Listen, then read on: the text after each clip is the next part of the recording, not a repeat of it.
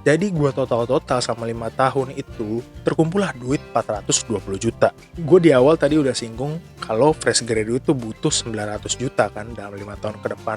Dan 420 juta dibanding 900 juta itu belum ada setengahnya bro, gila nggak?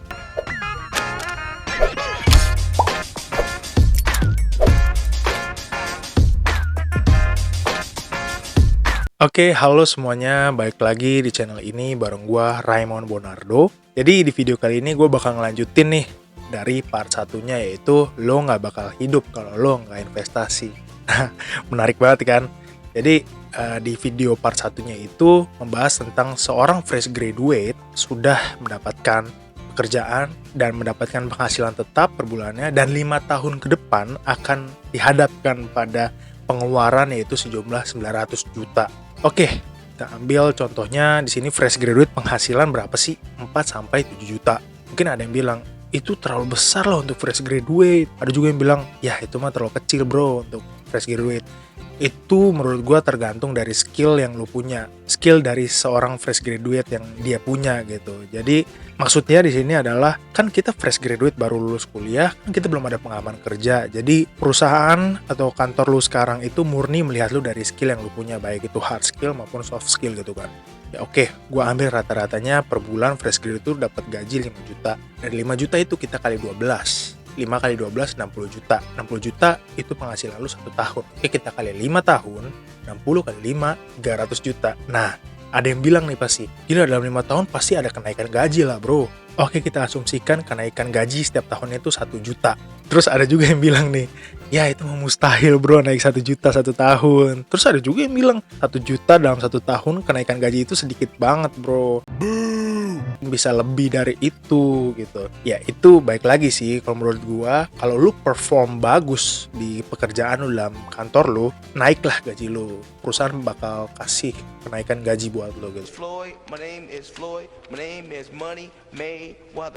Tadi 5 juta ya penghasilan fresh graduate per bulannya, ditambah dengan kenaikan gaji per tahun 1 juta. Jadi gue total sama 5 tahun itu terkumpul lah duit 420 juta. Gue di awal tadi udah singgung kalau fresh graduate itu butuh 900 juta kan dalam 5 tahun ke depan. Dan 420 juta dibanding 900 juta itu belum ada setengahnya bro, gila nggak?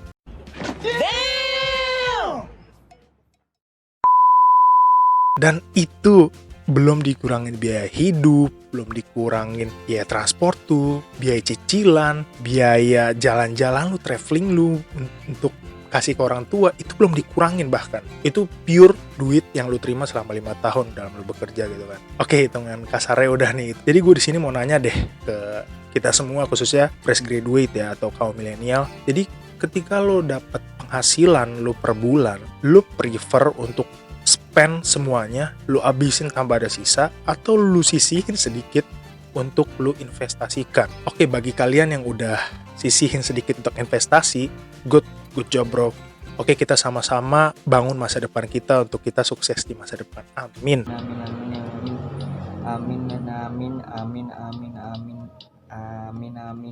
Oke, untuk yang belum sisihin untuk investasi, gue mau nanya ke lo, gaji yang lu terima per bulan itu kemana sih lu habisin gitu? Ya mungkin ada yang bilang habis buat biaya hidup bro, habis buat biaya makan, habis buat traveling lah, habis buat ya apapun itulah, pokoknya dalam 1 bulan itu penghasilan lu habis aja gitu kan. Jujur pasti kaget lah seorang fresh graduate gitu kan dapat penghasilan sendiri pertama kalinya, apalagi itu dari jeripayah kita kan. Jadi lumayan maklum untuk kita fresh graduate tuh kadang kalau menerima penghasilan sendiri tuh lebih cenderung untuk spend semuanya dan tanpa ada sisanya gitu kan. Ya terus gue di sini mau sharing sedikit lah, gue tuh orangnya gak pelit sama diri sendiri, tapi gue gak boros juga untuk hidup. Jadi maksudnya gue tetap kasih reward buat diri gue sendiri ketika gue udah capai target gitu. Tapi gue tetap hemat juga dalam pengeluaran gue, dan gue sisihin penghasilan gue untuk investasi. Oke, back to topic ya. Mungkin ada yang bilang gitu, YOLO aja lah, rezeki mah ada yang ngatur, lu masih muda sekarang mah spend aja semua penghasilan lu,